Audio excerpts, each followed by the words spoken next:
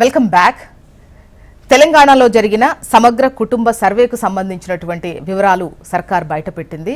కులాలు, ఎంత జనాభా ఉన్నారు, పర్సంటేజ్ ప్రకారం ఏ లెక్క ఉంది అని చెప్పేసి పబ్లిక్ డొమైన్లో పెట్టినటువంటి విషయం, నిన్ననే రిలీజ్ చేసినటువంటి విషయం మనకు తెలిసిందే.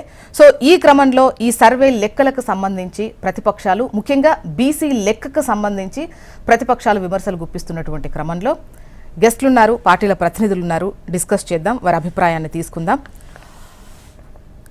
లక్ష్మీ నరసింహారెడ్డి గారు, వీరు బీఆర్ఎస్ సీనియర్ నాయకులు.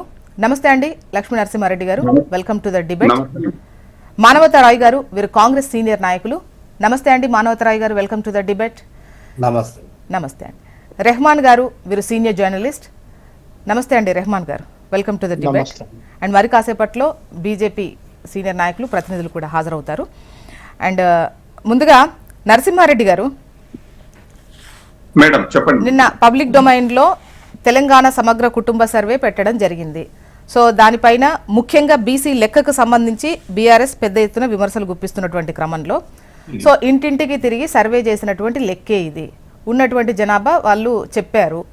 సో చెప్పిన దానికి అంటే మీకున్నటువంటి పాయింట్స్ ఏంటి, ఇది కరెక్ట్ కాదు, ఈ లెక్క తప్పు అని చెప్పడానికి మీ దగ్గర ఉన్నటువంటి ఆ బలమైన రీజన్ చెప్పండి మాకు.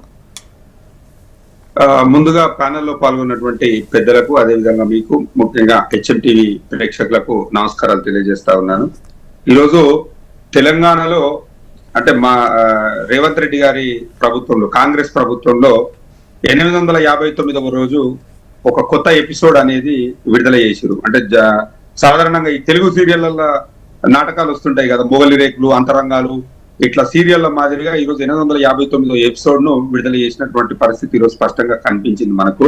ఏదైతే కులగణన డేటాను రిలీజ్ చేస్తూ దాదాపుగా 2.5 సంవత్సరాలుగా కాలయాపన చేసి ఎన్నో రకాలుగా ఈ తెలంగాణ ప్రజలను మోసం చేసి ఇవాళ ఆగమేఘాల మీద అర్ధరాత్రి పూట ఈ కులగణన డీటెయిల్స్ అనేది విడుదల చేయడము, పబ్లిక్ డొమైన్ లో పెట్టడం అనేది ఆశ్చర్యంగా ఉంది. ఎందుకంటే వాళ్ళు చేసినటువంటి కులగణన మొదటి నుంచి కూడా తప్పుల తడక అని చెప్పి, అదేవిధంగా స్పష్టంగా లేదు అని చెప్పి మేము ముందు నుంచి కూడా చెప్తా ఉన్నాము. ఇప్పుడు అది తేట తెల్లమైనటువంటి పరిస్థితి స్పష్టంగా కనిపించింది.